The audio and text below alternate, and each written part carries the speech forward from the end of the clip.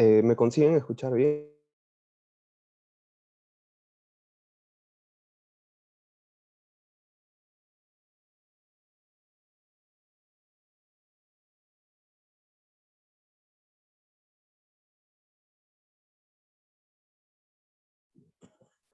Buenas noches con todos. ¿Qué tal?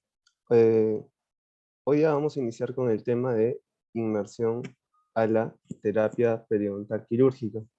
¿Sí? Qué bueno que me escuchen bien. Ahorita mismo voy a compartir mi pantalla.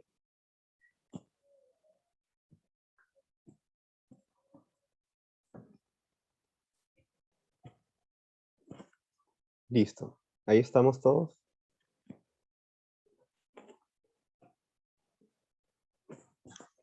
El día de hoy, el tema es la terapia quirúrgica periodontal. Mi nombre es Jean-Pierre Romero. Voy a hacer dos pausas a lo largo de toda la exposición, por si tienen alguna duda, me las puedan hacer, ¿sí? Bueno, en cuanto a la terapia quirúrgica periodontal, como la mayoría de nosotros sabemos, es la fase 2, es la fase 2 de la periodoncia, del tratamiento periodontal, ¿no?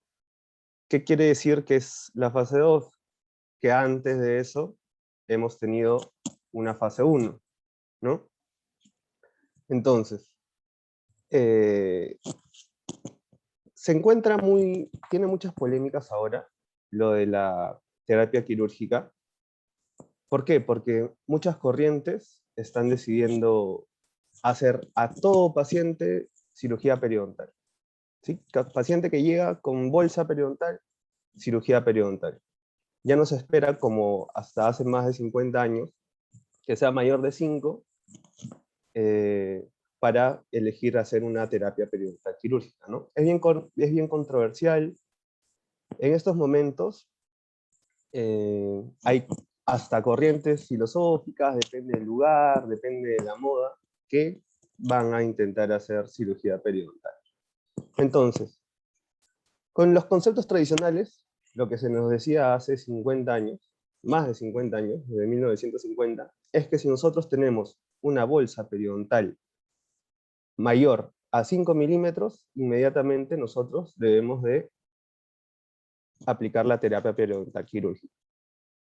Pero esos son conceptos un poco antiguos, ¿no?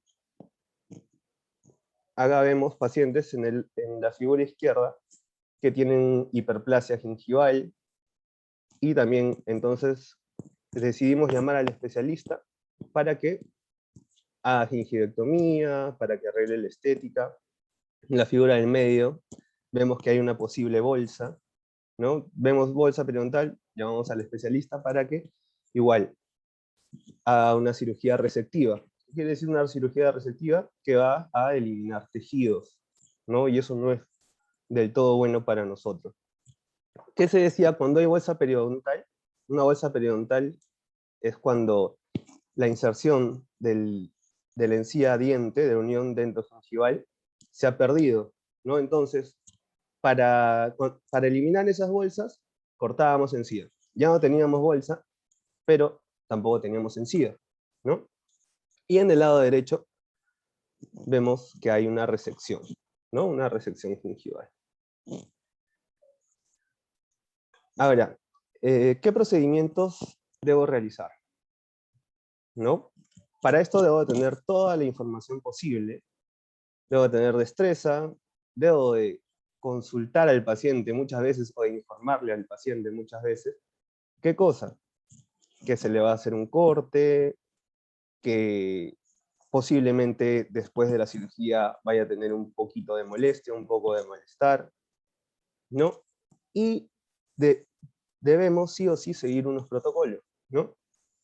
Lo que pasa es que esta cirugía periodontal, como la conocemos como fase 2, se tiene que realizar sí o sí después de que haya habido previamente la fase 1, ¿no? De que haya habido orientación al paciente, se le haya hecho su índice de higiene, se le haya motivado. Ahora se sabe que muchas veces, en muchas cirugías, después de haber atendido al paciente, haya decidido yo realizarle una terapia periodontal quirúrgica o una terapia periodontal no quirúrgica, muchas veces el resultado va a ser similar, ¿sí? Pero ¿en qué se basa o qué es lo que nosotros queremos conseguir? Nosotros lo que buscamos ahí es que el paciente esté motivado, es que el paciente haga la manutención o que mantenga este tratamiento que tiene. ¿Cómo lo va a mantener? Con su higiene oral, con sus controles. Si el paciente no realiza nada de eso, entonces va a ser muy complicado. Va a ser muy complicado. La cirugía que hayamos hecho se va a echar a perder. ¿Sí?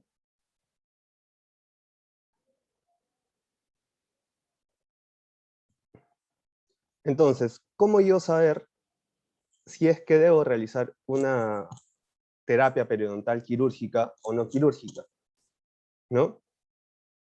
Yo tengo que tener en cuenta muchas cosas. Por ejemplo, eh, en las estadísticas se ve de que el paciente que ha sido sometido a una terapia de cirugía periodontal muchas veces no regresa con molestia, ¿sí? Pero no es porque haya sido el procedimiento muy exitoso y que tenga habido mucha destreza y que el paciente está con su manutención excelente, sino que después de muchas veces de este procedimiento traumático, el paciente decide no regresar, y por eso es que no hay mucha incidencias de recidiva después de la cirugía periodontal, pero es sobre todo por molestias en cuanto al paciente, ¿sí? Entonces, tenemos que saber que la cirugía periodontal sí o sí es una decisión de nosotros. Nosotros tenemos que tomar esa decisión. Si decidimos cortar encía o si decidimos no cortar encía. ¿Qué pasa muchas veces? Teníamos la idea antiguamente de que cuando tenemos una bolsa periodontal, cortamos la bolsa y solucionaba el problema. Pero, ¿por qué cortábamos la bolsa? ¿Por qué, doctor? Porque es muy complicado instrumentar la raíz cuando la bolsa es mayor a 5 milímetros, que los instrumentos no ingresan, ¿no? Pero entonces, ¿qué debo hacer? Como siempre, nosotros empezamos con la fase 1, sí o sí, hacer una buena limpieza periodontal al paciente. Entonces nos vamos a dar cuenta que en 2 semanas que lo citemos, esa bolsa de aproximadamente 8 milímetros que puede tener el paciente, después de ese tratamiento que le hemos hecho, después de que lo hemos motivado y después de que el paciente siga haciendo su manutención o su mantenimiento, esa bolsa de 8 milímetros se convierte en una bolsa de 6, ¿no? Entonces, ¿no es más fácil limpiar una raíz o una bolsa periodontal de 6 milímetros que una bolsa de 8 milímetros? Es mucho más fácil. Pero igual, no, pero igual, doctor, sigue teniendo más de 5 milímetros, tenemos que cortar. No. Después de esas 2 semanas, le volvemos a hacer otra terapia, ¿no? No quirúrgica, otra vez una fase 1. Y a las 2 semanas se le vuelve a citar, seguimos motivando al paciente, y esa bolsa de 6 milímetros se convierte en una bolsa periodontal de 4 milímetros. Entonces, ¿no es más fácil limpiar una bolsa periodontal de 4 milímetros que una bolsa de 6 milímetros?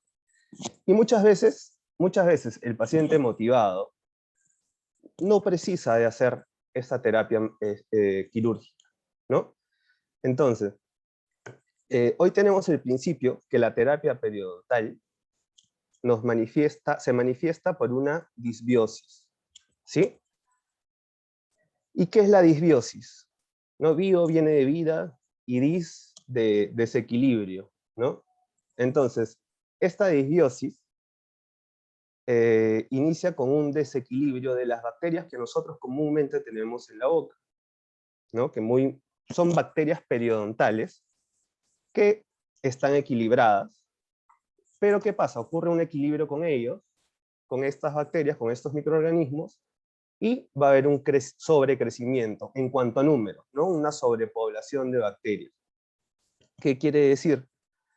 Que estas bacterias van a estar actuando desequilibradamente, en desequilibrio, no va a haber homeostasis en mi cuerpo y va a haber el inicio de una enfermedad periodontal,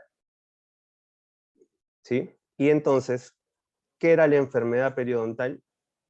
La enfermedad periodontal es lo que conocemos como el daño a los tejidos que se encuentran alrededor de nuestros dientes, ¿no? Para esto nosotros tenemos que realizar un tratamiento y cumplir ciertos objetivos, ¿no? Como son el devolverle el equilibrio a estas bacterias que se encuentran normalmente en nuestro cuerpo. Y después, nosotros, esta enfermedad periodontal, vamos a lograr controlarla, vamos a lograr mejorarla, ¿sí? Se va a eliminar esta enfermedad periodontal. Pero se puede eliminar, pero muchas veces regresa. ¿Por qué regresa? Porque muchas veces el paciente que va a consulta, nosotros le solucionamos el problema en cualquier tipo de enfermedad y el paciente no regresa o se descuida. Lo que pasa es que los pacientes tienen una idea de que si yo le estoy pagando por una cirugía al doctor, es porque yo ya no me tengo que preocupar de nada, ¿no? Yo no me tengo que ni siquiera cepillar los dientes. ¿Por qué? Porque he pagado buena cantidad de precio al doctor y no me va a pasar algo, ¿no? Si me pasa algo, yo voy y le reclamo al doctor. Es lo que muchas veces pasa. Entonces tenemos que pensar muchas veces bien en qué momento hacer una cirugía periodontal. Tenemos que concientizar muy bien al paciente. Este paciente muchas veces, los pacientes en general, muchas veces buscan ir al odontólogo para que le demos una pastilla mágica o una pasta dental mágica que le solucione su problema y que no tenga la necesidad de cepillarse. Y estoy seguro que a muchos de nosotros nos ha ocurrido en el consultorio. Como les mencionaba, ¿no? A inicios de los años 50 empieza a pegar fuerza la Asociación Americana de Periodoncia, junto a Orban y Gottlieb, que son los que dicen que una vez que el epitelio, la unión epitelio-diente se rompe, no se vuelve a regenerar, ¿sí? Entonces, ¿qué es lo que recomendaban? La cirugía periodontal. Y la cirugía periodontal, ¿con qué se realizaba? Con los bisturís, ¿no? Y ahora uno de los bisturís más conocidos es el bisturí de Orban, ¿no? Esta cirugía periodontal se basaba en una remoción quirúrgica de la bolsa periodontal, o sea, la eliminación de la bolsa. Si yo tenía una bolsa de 5 milímetros, de 6 milímetros, cortaba 3 milímetros de la encía y solamente me quedaba un surco con profundidad de 3 milímetros. Y esa era una salida fácil que se tenía antiguamente porque no se tenían tantos conocimientos como ya hay ahora, ¿no? Era una cirugía resectiva que nos hacía perder tejidos importantes para nosotros. Y se pensaba que era por trauma oclusal. Se pensaba que esas bolsas o esos tipos de enfermedades periodontal eran causados por trauma oclusal, por exceso de oclusión, por morder fuerte, por golpes al cepillado, por abrasión, y a eso se le echaba la culpa, ¿no? Inclusive iban los pacientes y se les desgastaba los bordes incisales o las caras oclusales para solucionar su problema periodontal, entre comillas. Luego, en 1954, viene Warhood y nos dice que la unión epitelial puede ser regenerada. Sí, este odontólogo alemán escribió el libro The Gingival Pocket, ¿no? La bolsa gingival. Y después se supo que no se podía regenerar, porque una regeneración es que los tejidos vuelven a formarse, los tejidos vuelven a la normalidad, vuelven a crecer de la nada. Pero se vio que, si bien es cierto, no había una regeneración, lo que se lograba era una cicatrización, ¿sí? Y eso era bueno porque no teníamos, ya empezábamos a dudar de la necesidad de cortar encía necesariamente. Después, por los años 1960,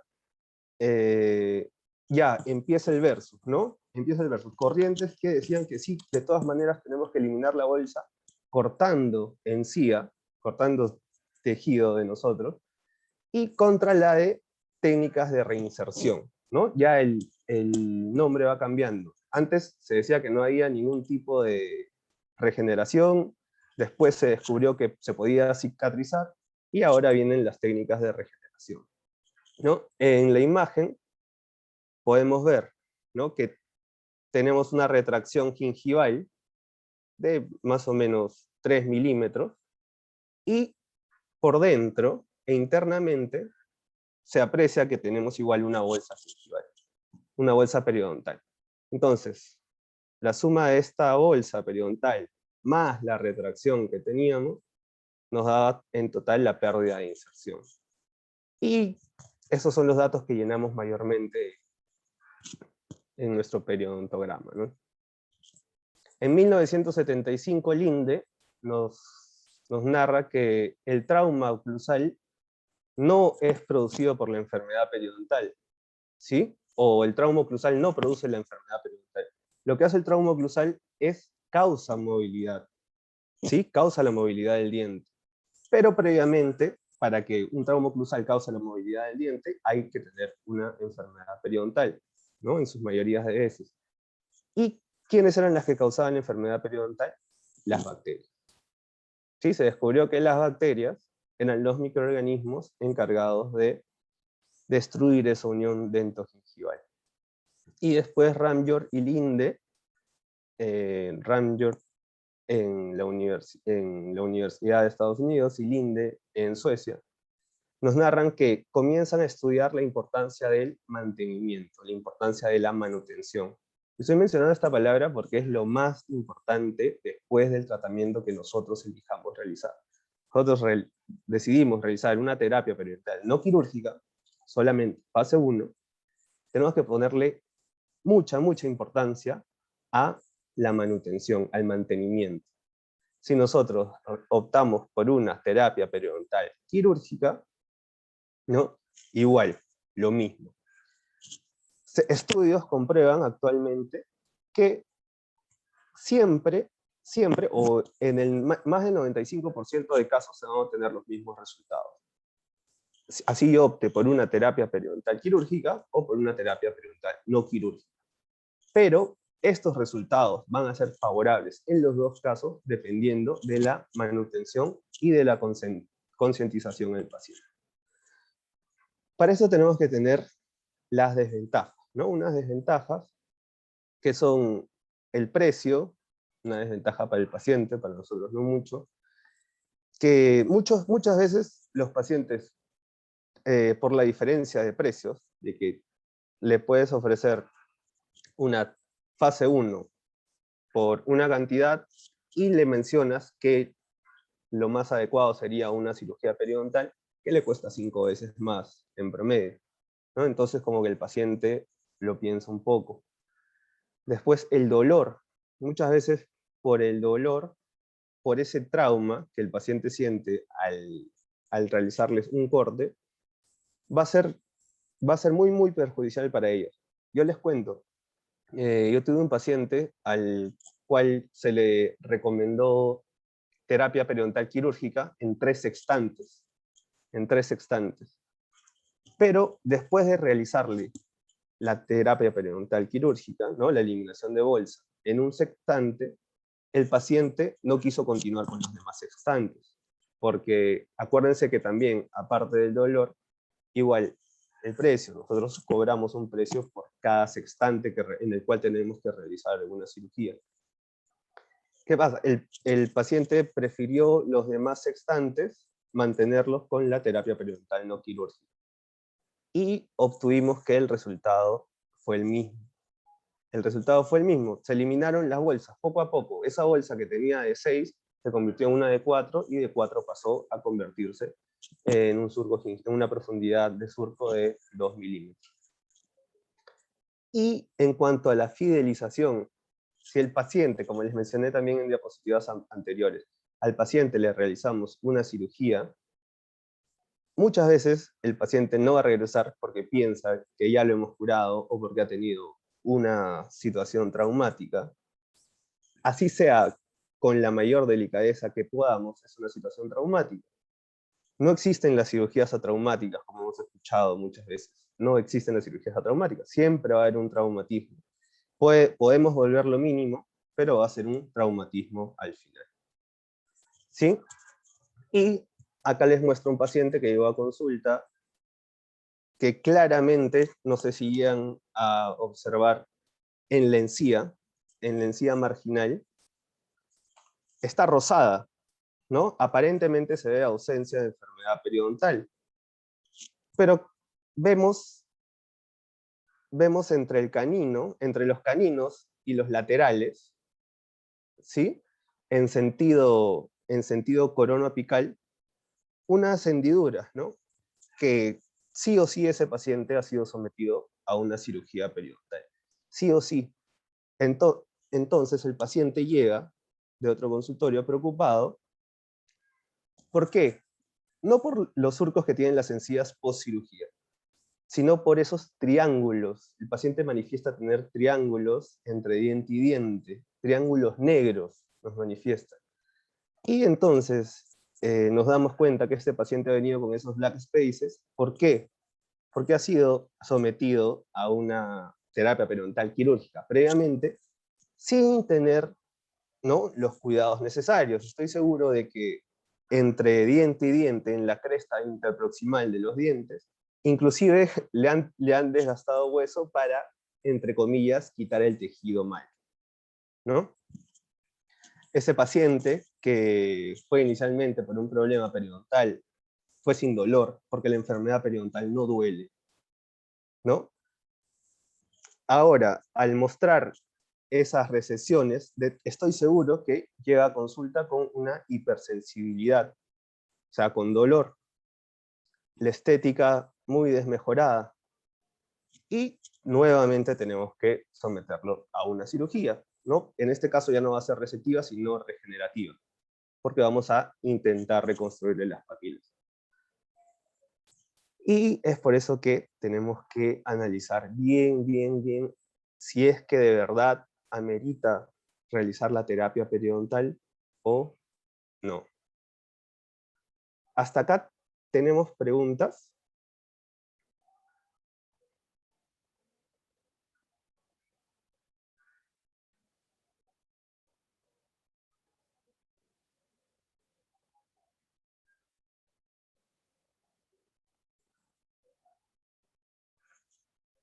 ¿Alguna pregunta?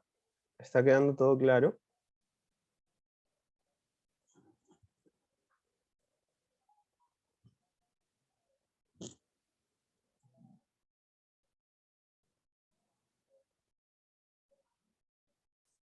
Bueno, continuamos.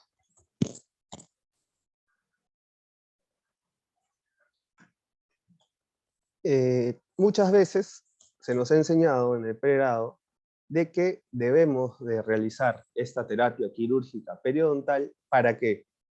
Para eliminar el tejido de granulación, ¿no? Debemos de eliminar el tejido de granulación que se ha creado al costado de las raíces del diente, ¿no?, entre la encía y la raíz, que aparte de la placa que hay ahí, hay un tejido de granulación por infección de la encía.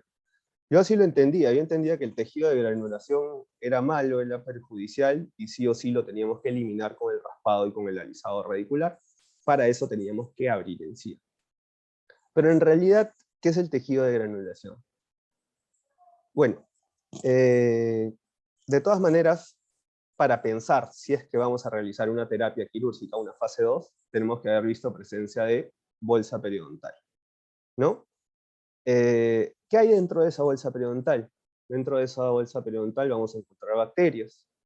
Vamos a encontrar bacterias, esas bacterias van a formar el biofilm, ¿sí? Y el biofilm, una vez que pasa el tiempo, una vez calcificado, es lo que conocemos como el cálculo dental, ¿no? Este cálculo dental va a estar lesionando, va a estar agrediendo a mi encía, ¿sí? Vamos a tener un epitelio, pero el epitelio que se va a encontrar alrededor del cálculo, en la encía, no va a ser un epitelio limpio, no va a ser un epitelio sano, va a ser un epitelio ulcerado, ¿sí? Con heridas internas. ¿Qué va a pasar con este epitelio? Este epitelio, como está ulcerado por la presencia de bacterias o por las toxinas que estas bacterias van a producir, va a originar que nuestro organismo reaccione. ¿Y cómo va a reaccionar nuestro organismo? Con nuestras líneas de defensa, ¿no? Apenas nuestro organismo ve que hay alguna agresión, lanza nuestra primera línea de defensa, que son los leucocitos. Y los leucocitos, a través del torrente sanguíneo, van a llegar a la encía. Por eso esos vasos sanguíneos van a causar vasodilatación, enrojecimiento, inflamación, porque está llevando células que nos va a defender ante la agresión, ¿no? Pero al ver que con los leucocitos no es suficiente, se va a seguir inflamando y va a llegar nuestra segunda línea de defensa, que son los linfocitos T. Llegan y ya lo van a reconocer. Como ya está actuando nuestra primera línea de defensa, los linfocitos T lo van a reconocer como una enfermedad crónica. Y van a seguir trabajando ahí. Lo que pasa es que nuestro cuerpo ve una agresión y lanza estas líneas de defensa para tratar de eliminar la agresión. Pero estas líneas de defensa internas de nuestro organismo no son capaces de eliminar el cálculo. No se dan cuenta que ellos no van a poder eliminar el cálculo. Entonces, ¿cuál es la única forma de combatir la enfermedad periodontal? Eliminando el biofilm, ese biofilm calcificado, ese biofilm duro que lo tenemos, y con la remoción mecánica. Una vez que se realiza la remoción mecánica, recién nuestro organismo se da cuenta que ya no hay ninguna agresión. Y muchas veces me preguntan, ¿no? Doctor, ¿y qué vamos a hacer con este tejido de granulación que queda adentro, que tenemos que eliminarlo? ¿No? Supuestamente abriendo y limpiando la encía por dentro. Este tejido de granulación, como les mencionaba, no es malo, son células protectoras. Una vez que se da cuenta que ya no está nada agrediendo a nuestro organismo, solitos desaparecen. Solos desaparecen.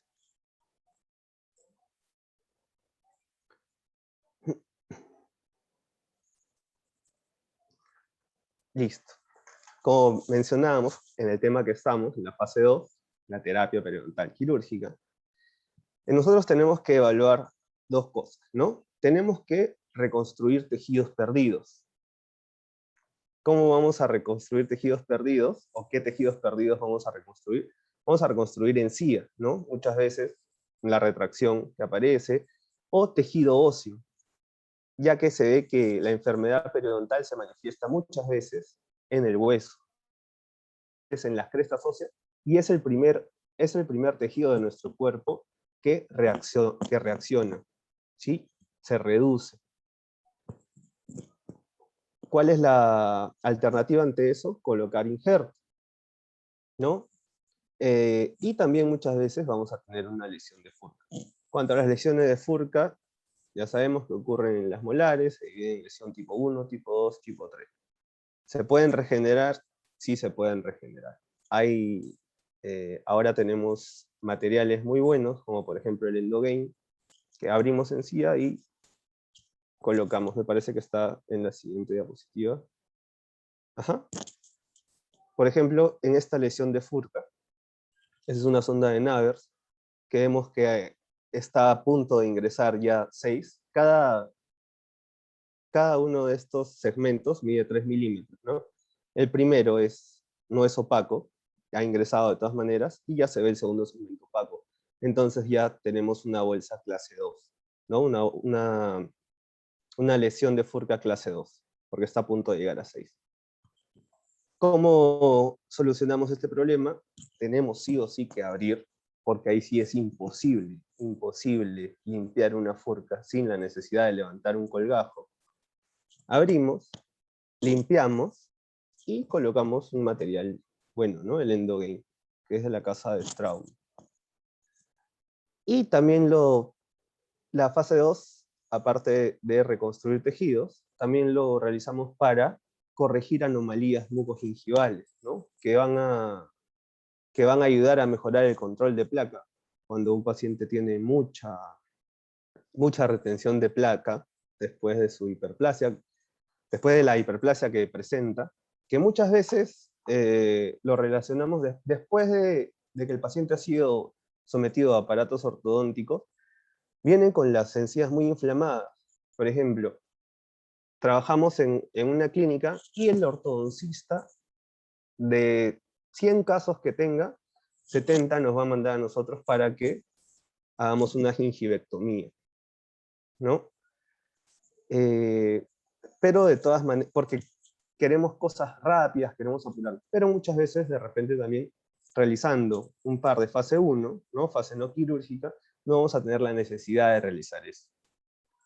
Después de realizar eso, si no ocurre el resultado que nosotros buscamos, y el paciente también tiene altos estándares de estética, hacemos su gingivectomía, ¿no?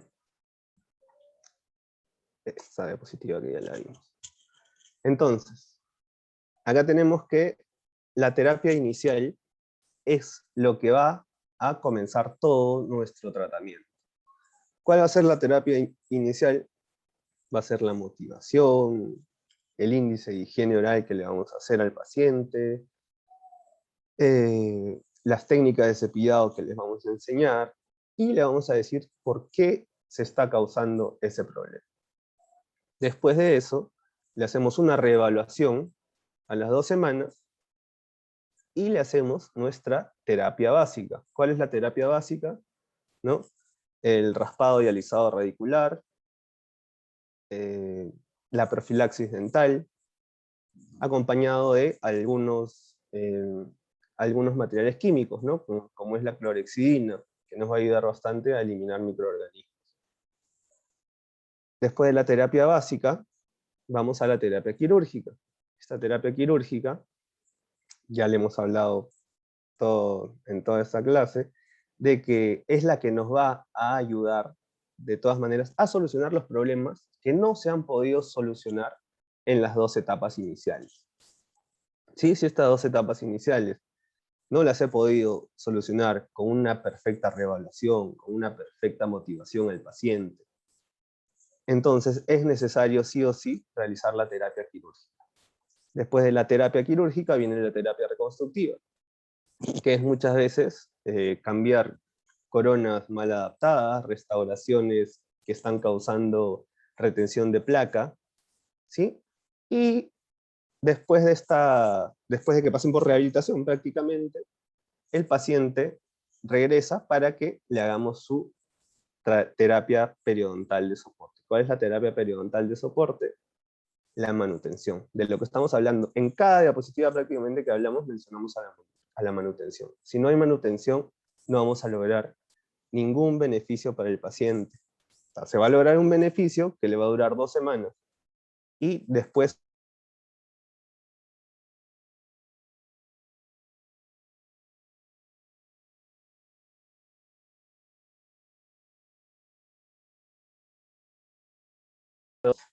vamos a realizar la fase 1. ¿Por qué? Porque si el paciente llega con los tejidos sangrando, con los tejidos inflamados, con los tejidos con bastante placa, entonces ese paciente, apenas le termine de realizar la etapa 2, se va a volver a infectar, ¿sí? Se va a volver a infectar con microorganismos, que ya los tiene de por sí, e inclusive voy a tener algunas dificultades, ¿no? Entonces, ¿yo qué gano con la fase 1? Que me va a disminuir la inflamación, y me va a disminuir me va a disminuir la contaminación. ¿Qué pasa cuando me disminuye la inflamación? Yo tengo unos tejidos que están mejores de movilizar, unos tejidos que son más fáciles para que yo los pueda manejar, para que yo los pueda cortar. Voy a tener una mejor visualización del campo, porque no va a haber tanto sangrado, ¿sí? Va a ser un tejido fibroso, ya no bulboso, y vamos a disminuir también la contaminación. ¿Qué quiere decir? Que una vez que yo le haga su terapia periodontal quirúrgica, va a ser mucho más complicado de que microorganismos que ya tenía vuelvan a atacar, porque ya los eliminé la mayoría en la fase 1. Por ende, si tenemos menor inflamación y tenemos menor contaminación, gracias a la fase 1, en nuestra fase 2 vamos a tener un mucho mejor pronóstico. Para realizar la fase 2 o la terapia quirúrgica periodontal, tenemos 5 indicaciones, ¿sí? Para tener acceso a defectos de raíces profundos o defectos óseos, cuando yo necesito hacer cirugías resectivas, en el caso de las hiperplasias, cuando yo necesito hacer cirugías preprotéticas, en el caso de que yo quiera colocar una PPR o una prótesis total y tengo defectos óseos, necesitamos abrir y acondicionar el hueso. O también para las mismas coronas, ¿no? Si es que yo tengo un remanente radicular con una porción de corona visible y el rehabilitador nos lo manda para que le hagamos una recuperación de espacio, ¿no? Entre comillas, que en realidad para lo que nos mandan es para que le hagamos un alargamiento de corona clínica, ¿no? Porque muchas veces ni siquiera los que nos lo derivan no saben lo que es el espacio biológico, no saben la importancia, pero nos lo mandan, ¿no? Para que le hagamos una recuperación de espacio. Pero lo que en realidad buscan nuestros colegas es que le hagamos un alargamiento de corona clínica. Después, también una indicación es para la cirugía plástica periodontal. ¿Cuál es la cirugía plástica periodontal? En la que yo no voy a eliminar tejido de soporte, ¿no? Yo no voy a cortar en sentido coronoapical. Yo voy a modelar, voy a darle forma a esa encía, a esos tejidos. Y para los implantes dentales. Continuamos. Así como tenemos indicaciones, tenemos contraindicaciones. Las contraindicaciones son muy pocas, ¿no? Que son para condiciones médicas no controladas, ¿no? Una hipertensión no controlada, una diabetes no controlada. Solamente si es que la condición médica no está controlada, pero si tiene enfermedades sistémicas y están controladas, podemos proceder a realizar, ¿no? La cirugía periodontal. Por otro lado, para el control de placa inadecuado, está contraindicado si es que yo ya le hice, ¿no? Su terapia básica. Si yo ya le hice la fase 1 al paciente y a las 4 semanas que yo lo tengo que citar para realizarle su cirugía, el paciente no ha disminuido su índice de higiene, prácticamente le estaría haciendo por gusto esa cirugía. ¿Por qué? Porque me doy cuenta que el paciente no ha mejorado sus hábitos de higiene dental, el paciente no ha controlado su cantidad de placa. Y por eso estoy seguro de que si le realizamos la cirugía periodontal mientras el paciente tiene más de 30% en su índice de Olieri, entonces el paciente no va a tener ningún beneficio con esta terapia, inclusive se va a quejar con nosotros, nos va a echar la culpa, y muchas cosas más que podemos evitar, ¿no? ¿Hasta ahí alguna pregunta? Veo sí. Han apuntado a la doctora Claudia, que dice, ¿cada cuánto tiempo debe de evaluarse entre fase y fase? O cada cuánto tiempo yo debería de ver que hay un progreso o reducción de la bolsa periodontal.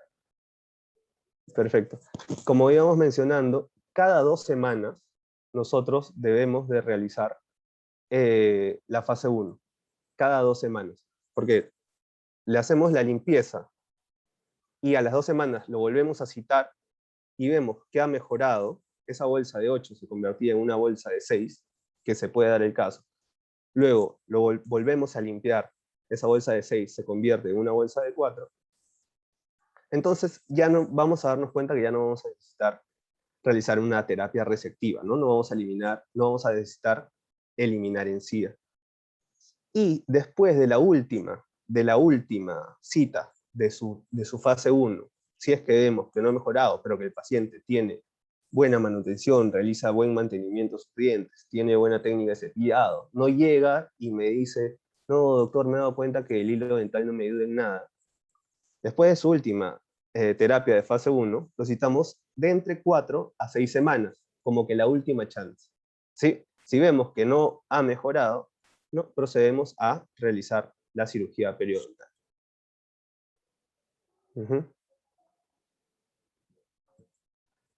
Listo, continuamos.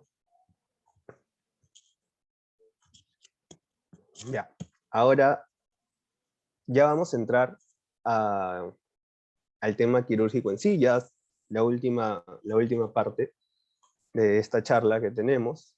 Me gustaría que si tienen alguna duda, o si algo que no hayan entendido, me lo hagan saber.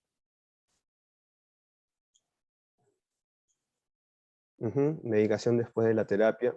La vamos a mencionar ahorita mismo, terminando. Ahorita vamos a entrar ya al tema prequirúrgico, ¿sí? Vamos al tema prequirúrgico, quirúrgico y postquirúrgico, ¿no? Que es la medicación post-terapia. En cuanto al prequirúrgico, ya cuando tenemos al paciente listo, ya tenemos al paciente listo para ser operado, para ser intervenido quirúrgicamente, sí o sí le tenemos que dar un antiséptico intraoral, ¿no? Que es la clorexidina, al 12%, al 0.12%, perdón. ¿En qué nos va a ayudar esta clorexidina o por qué le tengo que dar esta clorexidina? Porque estudios han comprobado que esta clorexidina al 0.12% nos va a eliminar entre el 72 y el 97%, 72 y 97% de microorganismos, de bacterias que tenemos en boca. ¿Sí? Entonces lo tenemos que hacer sí o sí, durante 30 segundos. El paciente se enjuague fuerte, ¿no? Ya que el paciente llega sin dolor, como mencionamos, la enfermedad periodontal no duele, ¿sí? Hacemos que se enjuague fuerte, durante 30 segundos. Eso tiene que ser antes de la antisepsia extraoral. Tenemos que hacer la antisepsia extraoral, ¿no? Limpiar los tejidos que se encuentran afuera de la boca. E igual, por último, colocar la anestesia. Eso es todo lo que tenemos que hacer en el prequirúrgico. Después, en un asterisco, he colocado lo de profilaxis antibiótica. ¿No? ¿Qué quiere decir la profilaxis antibiótica? De que pacientes que estrictamente requieren antibiótico deben de tomar, por ejemplo, 2 miligramos de amoxicilina o 600 miligramos de clindamicina. Pero estos pacientes que necesitan, no son todos, no es que yo le veo un poquito roja la encía y no, le tengo que dar antibiótico. No es que yo le veo que tenga un absceso y que tenga la necesidad de tomar antibiótico. Estos pacientes son pacientes con problemas sistémicos, ¿sí? Con pacientes con válvula, pacientes que han sido sometidos a trasplantes cardíacos. Estos pacientes sí o sí van a necesitar una profilaxis antibiótica. Un paciente con diabetes, por gusto le estoy dando antibiótico antes de la cirugía. Y para enfatizar lo del enjuagatorio, muchas veces en nuestro consultorio tenemos la clorexidina, pero la que es al 0.5%, eso es como un enjuagatorio normal, no nos va a ayudar mucho. Tiene que ser al 0.12%. Al 0.05 no va a ser tan beneficioso. Voy a dar las preguntas, ¿sí?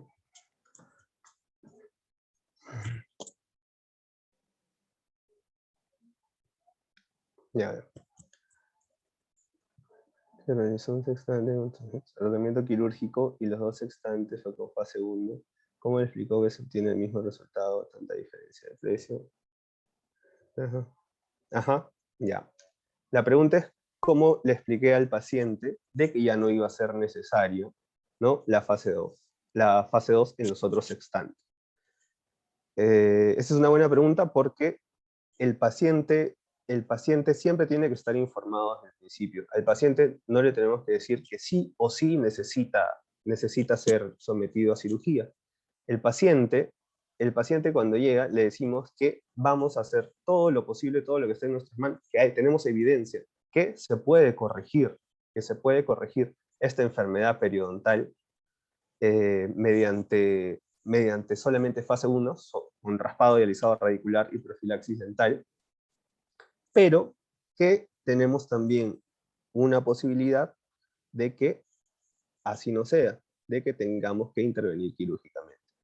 En ese caso, el paciente fue el que dijo, ya, entonces, si voy a tener que pagar mi fase 1, ¿no? Y de todas maneras voy a tener que pagar mi fase 2, mejor O sea, hacemos la profilaxis, la higiene, el control de placa, y de frente la cirugía, ¿no? Para ya no estar yendo y viniendo. La cirugía en los 3 instantes. Entonces, el paciente fue el que dijo que no continuemos con las fases 1 programadas, sino que de frente le hagamos la cirugía. Él era un paciente con dinero, ¿no? Y dijo, a estar yendo y viniendo a 4 fases 1, mejor me hago la 1 para que me regularicen la placa y vengo otra vez nada más para que me hagan la terapia. Y al final el paciente se dio cuenta que no era una pérdida de tiempo, sino que desde el principio le pudimos haber evitado ese trauma, ¿no? Que haya sido sometido a esa cirugía de ese sextante. Seguimos con las preguntas. En una pieza con movilidad grado 2 procede una terapia quirúrgica. Sí, en una pieza con movilidad grado 2 va a una terapia quirúrgica. De todas maneras, después de haberle realizado todas las fases previas, ¿no? Todas las etapas previas de la fase 1. Si vemos esa fase 2, que esa movilidad de grado 2 va pasando a grado 1, de repente no necesariamente tiene que llegar a un procedimiento quirúrgico. No es que sí o sí vaya a llegar a un procedimiento quirúrgico. De repente con la fase 1 le podemos solucionar el problema. Recordemos que la movilidad grado 1 es que se mueve el diente en un solo sentido, la movilidad grado 2 va de mesial a distal y de bucal a lingual o a palatino. La movilidad grado 3 es la que no tiene solución.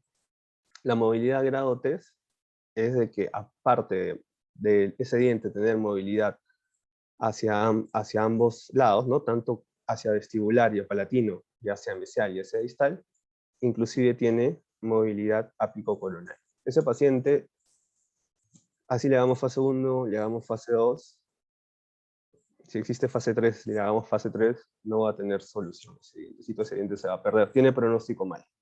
¿Sí? Doctor.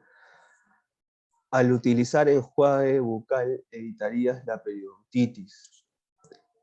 Si es que en un paciente sano, que se cepilla los dientes después de cada comida, que se enjuaga, que utiliza su enjuague mañana y noche, solo por las noches, que utiliza su hilo dental, de todas maneras va a estar evitando la enfermedad periodontal o la periodontitis, ¿no? Porque tiene correctos hábitos de higiene. Ahora, no es que lo que los pacientes quieren, ¿no? No, que le preguntas muchas veces al paciente, ¿usted se cepilla los dientes? No, pero utilizo mi enjuague de mañana y noche y me siento fresquito. Entonces se siente fresco, pero la placa dental se sigue acumulando. Recuerden que el barrido es el que elimina la placa, y la placa es la que ocasiona el problema periodontal, problema de enfermedad periodontal. Y la última pregunta.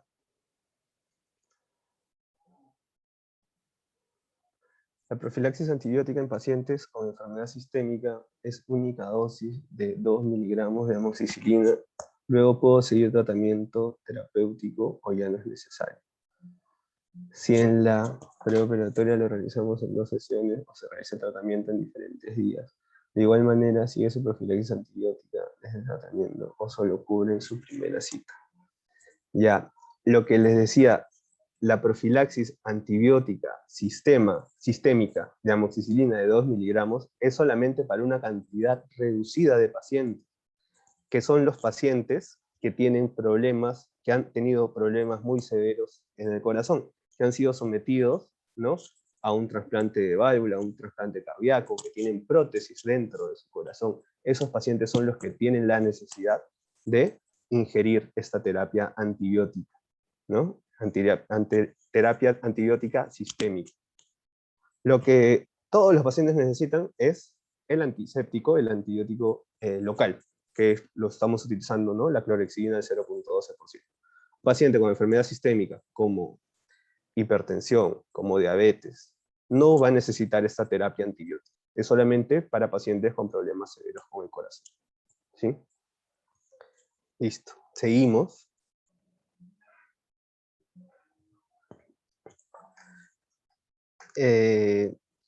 Vamos a hablar rápidamente sobre el espacio biológico.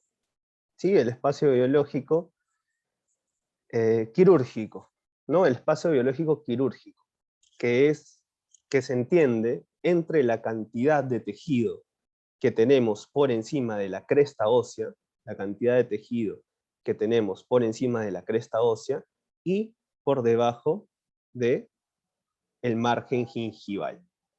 Entonces, todo esto que tenemos acá es el espacio biológico.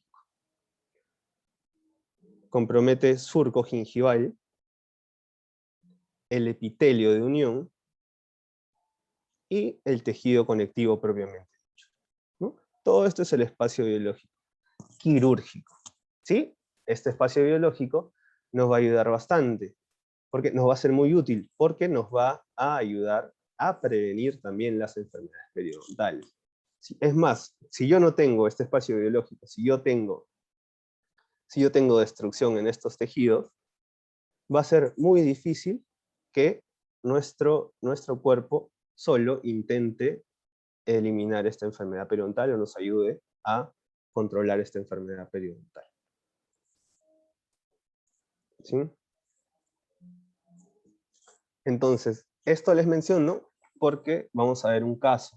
Ahorita, en estos momentos vamos a ver un caso, porque es importante tener estos 3 milímetros de tejido sobre la cresta ósea. Miren, esta es una paciente que llega a consulta, es un paciente que llega a consulta con hiperplasia gingival, ¿no? Tejido de encía que está cubriendo parte del diente. Está cubriendo parte del diente y no evalúo, el paciente no tiene destrucción coronal, no tiene destrucción, ¿no? de la parte incisal, de la cara incisal de los dientes, es un paciente joven, y entonces yo veo que en este caso cabe hacer una gingivectomía, ¿no? Porque no es, esta hiperplasia gingival no es por enfermedad periodontal, sino es por alteración de la erupción dental. Es un paciente que toda su vida ha tenido los dientes así. No tiene enfermedad periodontal, pero lo que está indicado en ese caso es hacerle una cirugía plástica periodontal, ¿no? Es una cirugía que le va a ayudar al paciente a mejorar su estética, solamente con fines estéticos. Y también de repente, ¿no? Como tiene hiperplasia gingival, se le acumulan muchas placas y se le hace más complicado higienizar sus dientes, ¿no? ¿Qué tenemos? Tenemos un dispositivo que nos ayuda mucho, que es muy práctico, que se llama la sonda Chu, ¿no? Porque la creó el doctor Chu. Sonda Chu o aditamento de Chu, ¿a qué nos va a ayudar? Es una sonda biactiva, ¿no? Por los dos lados. Por un lado tiene una T y por el otro lado solamente una parte larga. Acá vemos la cara de la sonda Chu, ¿no? Esta sonda Chu tiene 3 líneas en cada lado, una azul, una roja, una negra, igual acá, una azul, una roja y una negra. Entonces, esta barra vertical nos va a ayudar a determinar la medida del largo del diente, ¿sí? Y esta barra horizontal nos va a ayudar a determinar la medida del ancho del diente. Y acá tiene una guía incisal, ¿no? Que es como un tope. Ahí tenemos que, como vemos en este dibujo, este tope nos va a ayudar a diferenciar la parte incisal, ¿no? A tener una estabilidad en la parte incisal para poder hacer una correcta medida. Desde incisal hacia coronal y de mesial a distal. ¿Qué particular tiene esta sonda? Que me pareció muy útil. De que estas medidas ya son prefabricadas, ¿no? Muchas veces, en la mayoría de casos, los incisivos centrales, en este caso están midiendo un lateral, los incisivos centrales miden desde la parte externa de la línea roja hasta la otra parte externa de la línea roja, en cuanto a los incisivos centrales. ¿Sí? En cuanto a eso es en cuanto al ancho. Y en cuanto al largo, si el ancho, por ejemplo, acá vemos que está midiendo la cara interna de la línea roja, la cara interna de la línea roja, entonces el largo tiene que ser hasta la cara interna de la línea roja, para nosotros poder hacer un recorte. Ojo, esto es en pacientes jóvenes y en pacientes que no tienen desgaste incisal, ¿no? Esta sonda nos ayuda mucho y nos facilita mucho la vida. A este paciente igual se le tiene que hacer previamente su fase 1, ¿no? Se le hace su fase 1, se le sondea para determinar si es que no tiene bolsas periodontales, que no lo vamos a poder determinar a simple vista, se le sondea, y se le saca radiografías, ¿no? Para determinar que efectivamente tienen esas proporciones, ¿no? Tienen esas proporciones tanto de ancho como de largo coronal, tanto en el eje ancho como en el eje largo del diente. Entonces, una vez que me da, que está muy bien, que está en óptimas condiciones, yo mido y le hago una marca, ¿no? Si me está midiendo en la cara interna de la línea roja, le hago una marca acá a lo largo en la cara interna de la línea roja, ¿no? Y voy a seguir con el contorno. Justo acá como está en el dibujito, ¿no? En el central, como les mencionaba, la mayoría de incisivos centrales miden las caras externas de estas líneas rojas, las caras externas de las líneas rojas, y por ende tiene que medir hasta la cara externa de la línea roja. Por eso es que yo debo de trazar hasta ahí mi línea para proceder a hacer el corte. Acá están las medidas, ¿no? Desde incisal hasta la cara interna de la línea azul mide 7, y de cara interna, o sea, de ancho mide 5,5. O sea, el 5,5 de ancho tiene que tener un diente que de largo tenga 7. Un diente que tiene 6,5 de largo tiene que tener, perdón, un diente que tiene 6,5 de ancho tiene que tener 8,5 de largo. Un diente que tiene 7,5 de ancho debe de tener 9,5 de largo. Y así, para esto es esta sonda de Chu. Nos va a ayudar bastante, es bien útil, ¿no? Y este palito, como lo podemos llamar, que solamente es largo, nos va a servir exclusivamente para donde tengamos, para los dientes que estén apiñados, donde haya apiñamiento y no podamos medir bien, ¿no? Con esta parte activa, ¿no? Hacemos la medida solamente con esta otra parte activa del instrumento. ¿Y cómo se maneja esta otra parte? Si en el largo del diente, perdón, si en el ancho del diente mide 5,5, el largo debe de medir 7, ¿no? Si el ancho del diente me mide 6,5, el largo me debe medir 8,5. Y eso es lo que nos va a ayudar para marcar nuestro tejido, ¿sí? Para poder hacer la gingivectomía. Después de hacer las marcas, después de realizar las marcas en nuestro tejido, casi siempre vamos a necesitar levantar encía. ¿Para qué vamos a necesitar levantar encía? ¿Por qué? Porque en la mayoría de casos, una vez que cortamos la encía, el margen gingival nos va a quedar exactamente a la altura de la cresta ósea. Y que habíamos mencionado que nuestro espacio biológico, que la distancia desde la cresta ósea hasta el margen gingival debe tener 3 milímetros. Si no, no va a haber salud periodontal, o muy probablemente, nuestro organismo mismo haga que haya residido. O sea, que la encía que ya hemos cortado, en un par de meses, va a volver a crecer, porque nuestro organismo sabe que debe tener una distancia de 3 milímetros.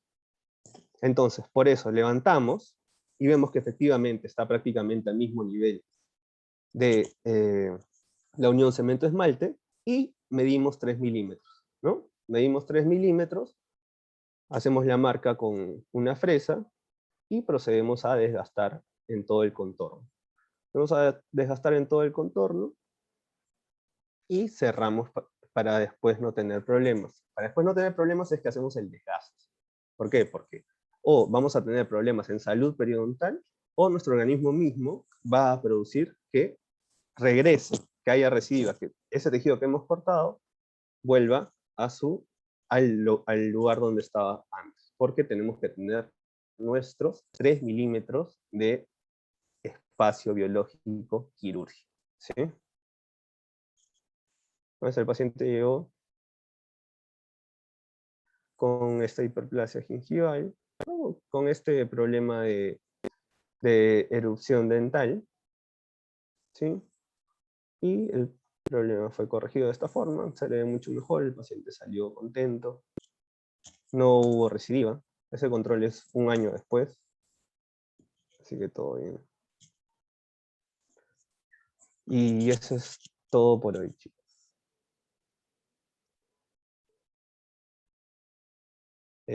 ¿Tienen alguna pregunta? Voy a entrar al chat, ¿sí?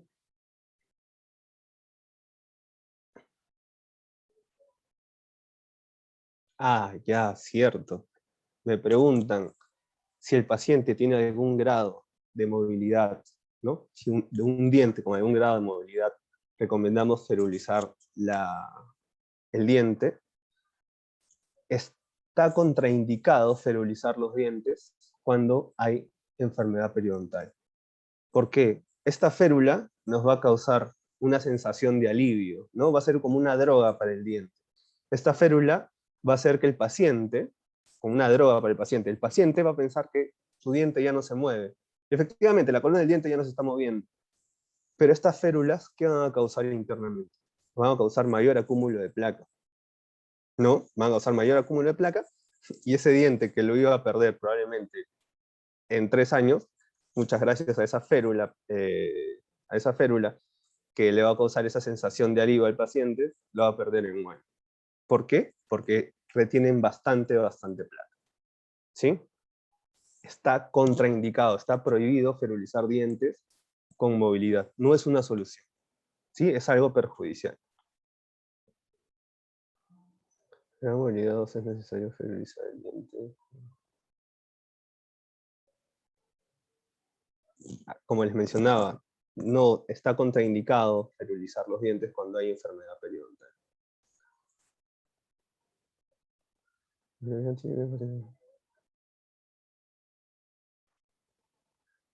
¿Qué colutorios recomienda para el uso diario? Pacientes con enfermedad periodontal. Ah, cierto. En cuanto a los colutorios o enjuagues bucales, el único enjuague que nos va a ayudar durante 10 días en promedio, entre 7 y 14 días, es el que tenga clorexidina al 0.12%. Si este enjuagatorio no tiene clorexidina al 0.12%, tienen menos cantidades al 0.05%, como la mayoría de colutorios, no le va a hacer absolutamente nada, no nos va a ayudar absolutamente nada, no va a matar los microorganismos. Pero solamente lo tienen que utilizar por un máximo de 14 días. ¿Por qué? Porque después nos trae pigmentaciones. Lo primero que nos va a traer después de usar por más de 14 días son las pigmentaciones, cambio de coloración en los dientes y mal sabor en la boca. ¿Sí? Después, un paciente que ha tenido enfermedad periodontal, después de todos los tratamientos, puede continuar con su enjuagatorio al 0.05, como la mayoría de enjuagatorios. ¿Sí?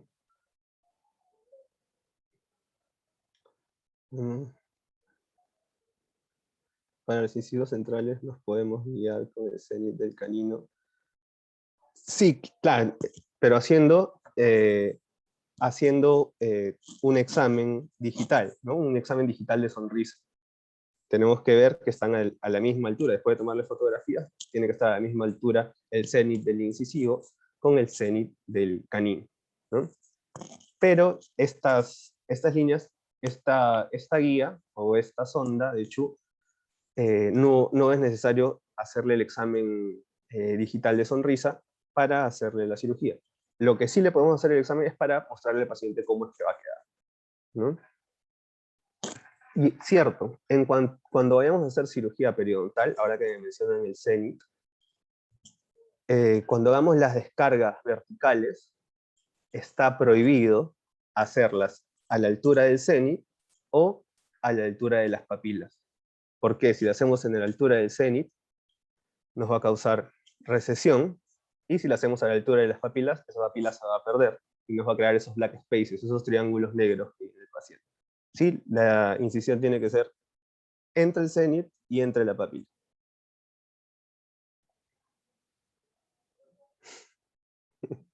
Marquito, padrón. Saludos. En caso de querer hacer carillas, pero el paciente tiene enfermedad periodontal, se tiene que solucionar la enfermedad periodontal primero, en todos los pasos que hemos dictado, para, por último, poder hacer carillas. Y el paciente tiene que estar totalmente concientizado, tiene que saber que la manutención es lo primero.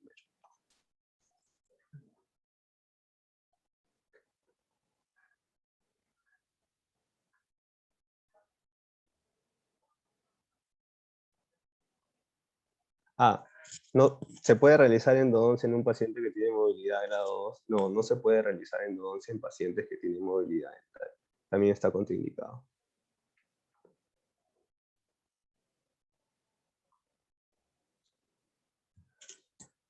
Si se hace me preguntan que si se hace endodoncia en una pieza que tiene movilidad dental, ¿puede anquilosarse? En una pieza que tiene movilidad dental, ¿sí?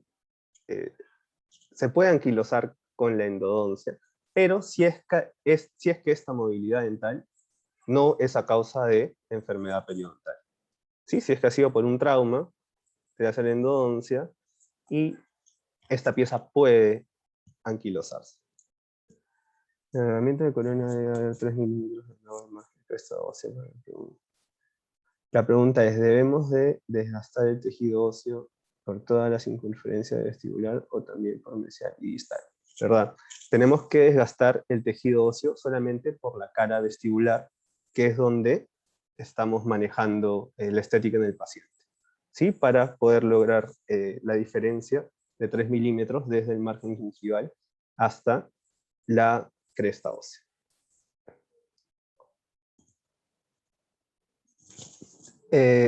Sería la incisión, en este caso, me preguntan si sería con bisel interno.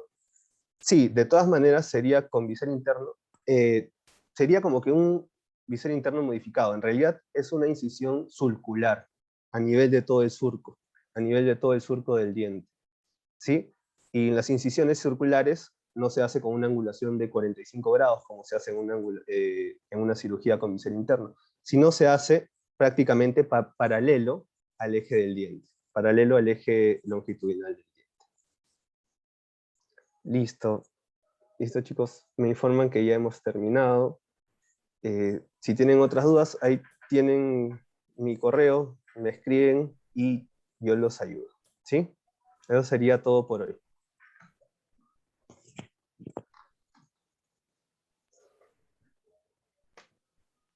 Muchas gracias, doctor, por la exposición de un tema tan importante. Gracias a ustedes también, estimados participantes, por el orden que han tenido al escuchar y preguntar. Les informo rápidamente que este taller ha sido grabado y se pasará al grupo de WhatsApp donde ustedes están agregados. ¿Correcto?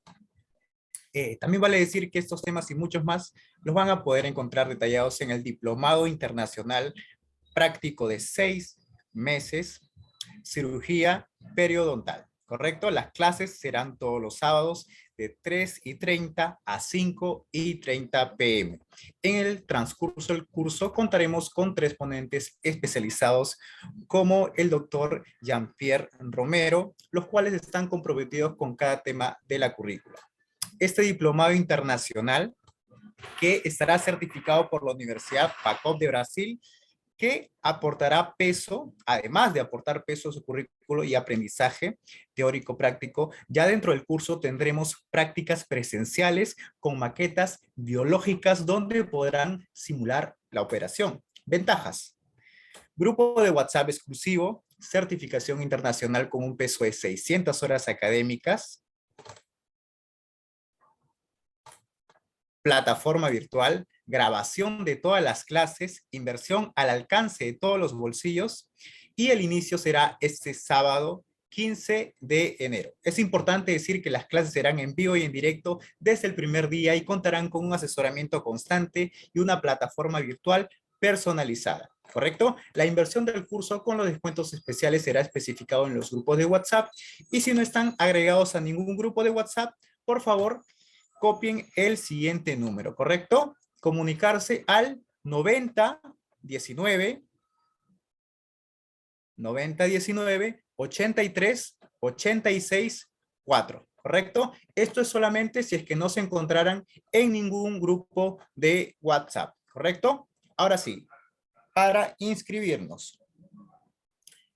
Queremos hacer el diplomado más personalizado del mercado, así que solo estamos ofreciendo 20 cupos libres para los 20 primeros en escribir la siguiente frase en el grupo de WhatsApp, ¿correcto? Y es una frase muy simple pero importante para diferenciarlos y enviarles toda la información detallada a cada uno de ustedes, ¿correcto? Y la frase es: yo quiero participar en el curso internacional, ¿correcto?